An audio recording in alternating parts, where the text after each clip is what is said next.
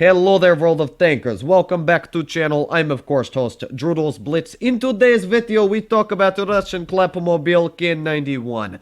I'm gonna stop with the Russian accent now, but you get the gist. We are running the mighty Stalin himself, the K91, the enriched Tier 9 auto-loading heavy tank. Now, this vehicle is in the stores today for the price tag of 9,000 gold and 10,500 if you want to get it fully equipped with a camouflage and an avatar.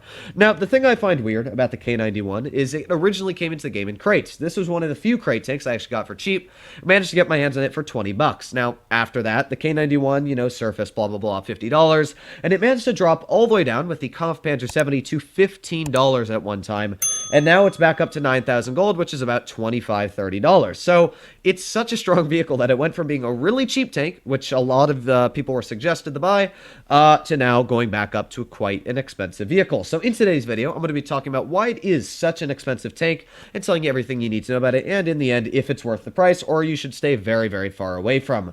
Now, the K91 carries an extremely strong gun. 2,700 damage per minute with great dispersion and good aiming time makes it a very, very notable vehicle, even against Tier 10 opponents. It's got fantastic standard penetration at 260, and fantastic premium at 341. So this thing's able to cut through pretty much all Tier 10 armor, not like the upper plate of an IS-4 easily, but it still should easily be able to penetrate a lot of Tier 10s, a lot of Tier 9s, and pretty much every Tier 8, no problem whatsoever. In 7 seconds, it's able to get out 1,050 damage, which is half of most Tier 9s in the game. In fact, half of any Tier 10 medium and tank destroyer. So it really is quite an impressive vehicle if you think about it. Autoloaders are a lot stronger in certain scenarios, especially against Tier 10s, than most Tier 9s are, because they have the ability to hurt more than other Tier 9s when you think about it. So we're going to do what I normally do in this map, which is go right to the spotting bush, see if we can get some shots out. This tank's actually decently mobile, going 40 kilometers per hour, which is definitely something that is nice. I love mobility, especially on heavy tanks. This thing is one of the few Russian heavies with decent gun depression. As you can see here, 7 degrees. The armor, though, it's weird. That's what I'll say. The armor's very troll, because the sides, for some reason, just like to get bounces. Even though the sides are just flat armor, and it's a base millimeter thickness of like 120, it gets a lot of bounces, which is really weird. Not only does the side armor get a lot of bounces, but as well, its upper plate is quite troll. The whole tank is just a very troll vehicle. There's one nice shot into the Maushin, though. Maybe we'll be able to get another out. Come on, Maushin, give me your side. Haha! Oh, that was a really bad shot, wasn't it? All right, we got one more chance. Let's go in for that lower plate. There you go. 2 shots into the Maushin there. And that's about 727 damage already pulled up for us there on the first couple of shots. I'm just going to reload. You can see here the clip reload isn't too bad at all. You just start reloading it, and there you go. We're already ready to get more shells out. So I don't know if that Maushin's planning on getting out of there, because he's kind of just put himself in a really, really bad situation. We're going to aim in on his lower plate again and back up. Ooh, nice shot actually from the Maushin. What? That wasn't a nice shot. That was just unfortunate for me. That's how I'm going to put it. I thought he had actually just managed to get us in the lower plate, but yeah, I was pretty well hiding my upper plate. I thought I was, at least. You can see it actually skimmed off. What? Where? Uh-oh, that's 57 heavy. Nope. I hate 57 heavies. We all know they're such a pain to deal with, so I got a choice, though. It's deal with the 57 on the side or push forwards here and deal with the Leopard. I'm going to push forwards and try and get some shells into this Leopard PTA. Easy shots. IS-4, please don't block me. Let's see if we can get some shells out. Here's one, and let's get, of course, one more out onto the Leopard, and yeet. There you go. So that's 2 shells into the Leopard. Let's back our way on up here. So that's already 1,800 damage we've managed to pick up so far.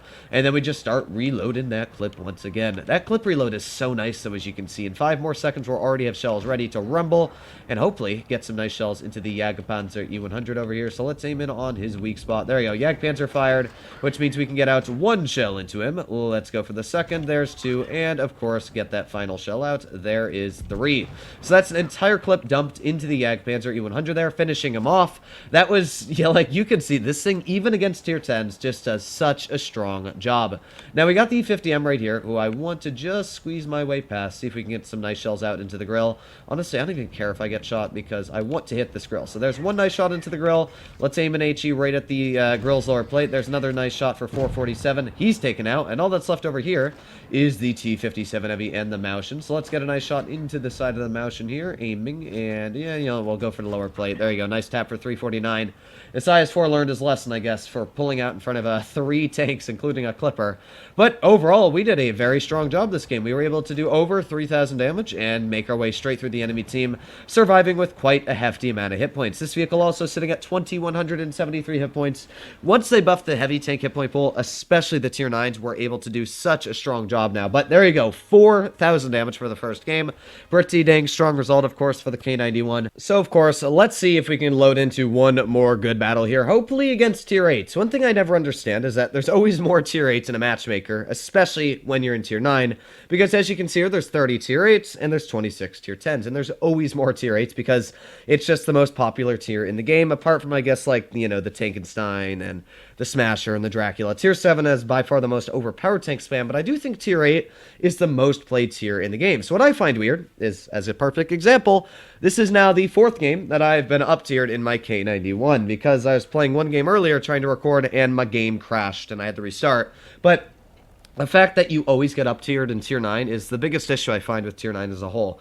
Is when you're up against Tier 8, yeah, it's great. You're able to easily smash through Tier 8s with the Tier 9 because it's like Tier 10s against Tier 9s. The issue is when you're in a Tier 9 against Tier 10s, you're always at a disadvantage, and it's quite unfortunate, too.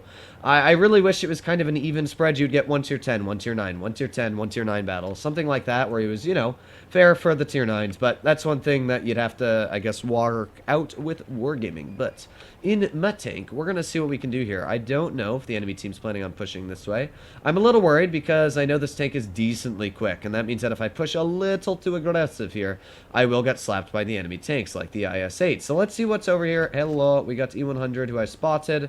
There's the 4005 off to the side. Ooh, we might be able to get a shell into here. Aim and fire. There you go. One nice shot into that 4005. I bet he didn't like that too much.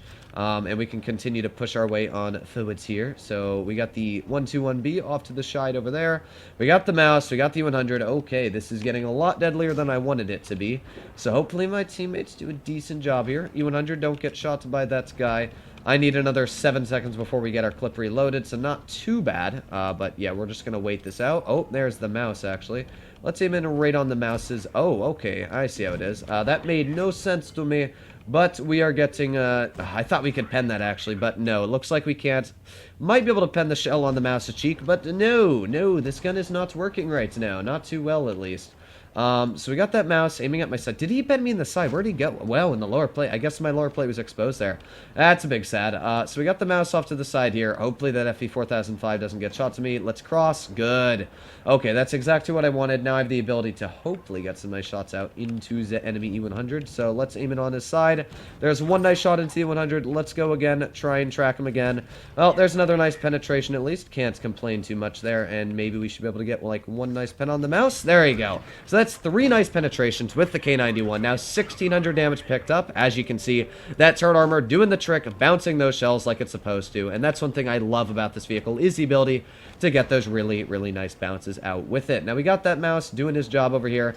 I want to try and get past. Oh, that shot was so lucky. That actually really annoyed me because I did not want to get hit by that E100. But in vengeance, we're going to get hopefully 3 shells tapped into the lower plate of this E100. There's 1. There's 2, and let's aim in right on that weak spot. There is 3 shells. So yeah, you suck it. That was really annoying. The fact that he hit that, I want to know. Yeah, that's annoying. Well, yeah, sometimes you get unlucky, so I can't really get too mad here. We're actually low enough down as well to kind of sit in this position right here. We're gonna, oh, that sucks. Let's load a heat shell or an AP, maybe get a nice tap into that 4005. Oh, I didn't realize they were all there. That sucks, doesn't it? So let's get one more shot into you. Let's try and back up as quickly as possible, but as you can see, we're in a bit of a predicament here. This is not great. So we got the 100 onto my side, who I can pretend I have a shell for, honestly. I'm thinking that, yeah, he shot, so that's, yeah, this is not great. We're in a really, really bad scenario. I need the backup. Yeah, well, this is definitely going to be a loss, I'm thinking. So, what are we going to do here? Well, we got the 121B off to my side, who's probably just going to pen me. No. Aw, he rammed me. So, unfortunately, we lost the game. As I said, Tier 9 just really can't carry Tier 10 games in certain scenarios. Now, of course, there are scenarios as well where you can carry a lot of tier 10 games. Like if I was running my mill 2 in certain scenarios, if we were on Mine Ruins and I was hull down, yeah, you can do a great job. But even though we did 3,600 damage, we still couldn't carry that team. Unfortunately as well, that E100 got that really, really lucky shot on the side of me. That annoyed me, but yeah, when you've got Jagdpanzers doing 781 damage, and you've got, VK-72s doing 1,100 damage, both 40% players, there's not much you can expect to win the game. So as always, hopefully you enjoyed today's video. As always, if you want to see more like it, please consider smashing that subscribe button down below, as it helps out the channel a crazy, crazy amount. But other than that, hopefully all of you are doing well out there. Stay happy, stay healthy, and be seeing you in the next one. Also, before I go, because I forgot to do this, actually, I always forget, I was going to say if the tank was worth the price, so let me go say that really quick. The K91 is a great vehicle, but for 10,500 gold, I honestly think you should just wait, because I think it will come cheaper. It's come for $15 before, so I think it will come for it again. Hopefully, you don't buy the tank yet. It isn't a bad deal if you buy it, but I would definitely suggest to wait, because there's other vehicles that are going to come into the store, like the Canonian Jagdpanzer, the Object 260. Save your money for vehicles like that. Hopefully you didn't click off the video by this time, but hopefully you enjoyed today's video. I'll be seeing you in the next one.